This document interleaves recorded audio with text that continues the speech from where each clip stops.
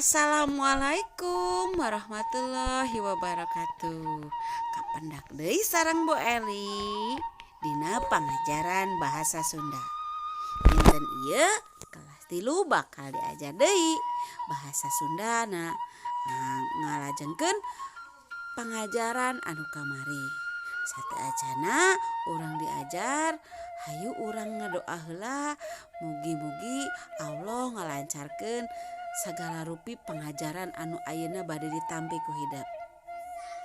Urang ngadoanya Bismillahirrohmanirrohim. Teu hilap bae lingimutan, mugi-mugi hideup sehat salamina sumanget diajarna sareng aya dina panangtayungan Allah Subhanahu wa taala. Hayu urang dikawitan diajarna. Dinten ieu masih dina tema usum-usuman. Subtemana nulis.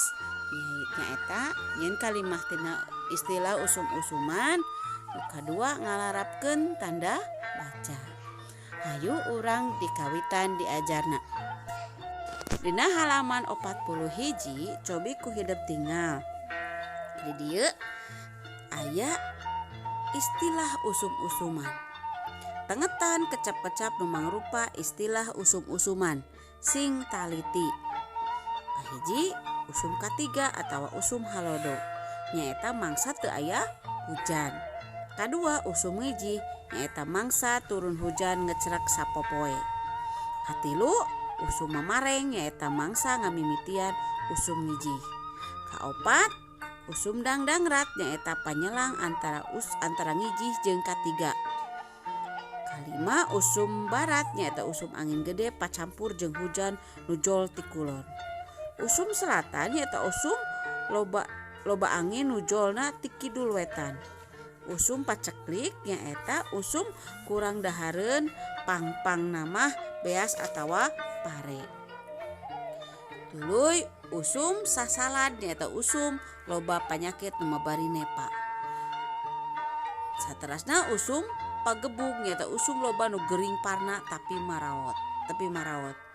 Teras usum tigerat sarua jeung usum paceklik nyaeta mangsa pinuh kasusah. Tah di dieu atos aya ngeunaan usum-usuman. Cobi ku hideup tinggal di halaman 41 sareng 42. Tah ayeuna prakjieun kalimah tina kecap usum-usuman. Aya contona. Usum halodo. Main langlayangan. Kalimahna dina usum halodo Adi jeung Yuda sok main langlayangan. Di dieu aya A. Usum ngijih teu ngariksa alam. Contoh kalimatna tiasa kieu. Dina usum ngijih mah urang teh ulah teu ngariksa alam. Bisi engke kajadian banjir atawa longsor. Tiasa kitu kalimahna. Kalimah salajengna dikerjakeunnya berarti dikerjakeunna aya 4 soal. Kerjakeunna di buku tulis.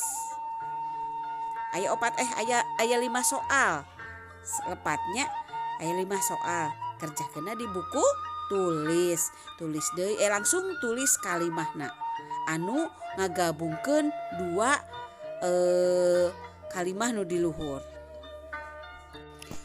Pembahasan anu salajengna nyaeta ngeunaan ngalarapkeun tanda baca. Tanda baca anu bade dibahas nyaeta tanda baca ngeunaan tanda baca titik jeung tanda baca pananya. Di dieu aya contoh cobi tinggal halaman 43. Tengetan tanda baca nu aya dina kalimah-kalimah. Danu jeung Salman keur huhujanan. Saha anu keur hujanan teh? Kalimah kahiji disebutna kalimah wawaran. Kalimah wawaran teh nyaeta ditungtungan ku kecap iku tanda titik. Kalimat wawaran teh kalimat anu keur ngawarkeun atawa ngabejaan salah sahiji soal.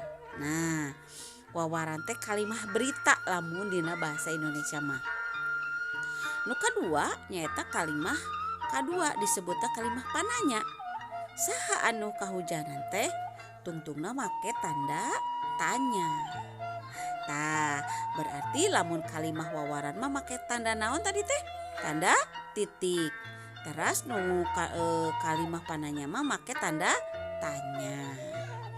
Tah, di dieu aya tugas hidup deui nyaeta prakjieun kalimah make kecap-kecap anu disadiakeun. Larapkeun tanda titik jeung tanda tanya sing merenah pigawe kelas contoh. Contona misalkan kalimahna Danu jeung Salman keur nungguan hujan raat.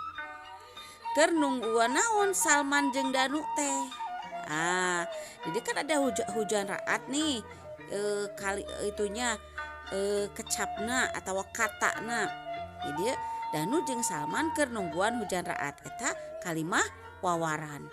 Nu kaduana keur naon Salman jeung Danu teh? Ku hidup di dieu aya 5 soal dikerjakeun sapertos contoh. Tah, dinten ieu mung sakitu panginten diajarna, berarti tugasna aya 2, halaman 42 sareng halaman 43. Masing-masingna 5 soal. Ku hidup sadayana dikerjakeun dina buku tulis supaya tiasa dipotona sahalaman.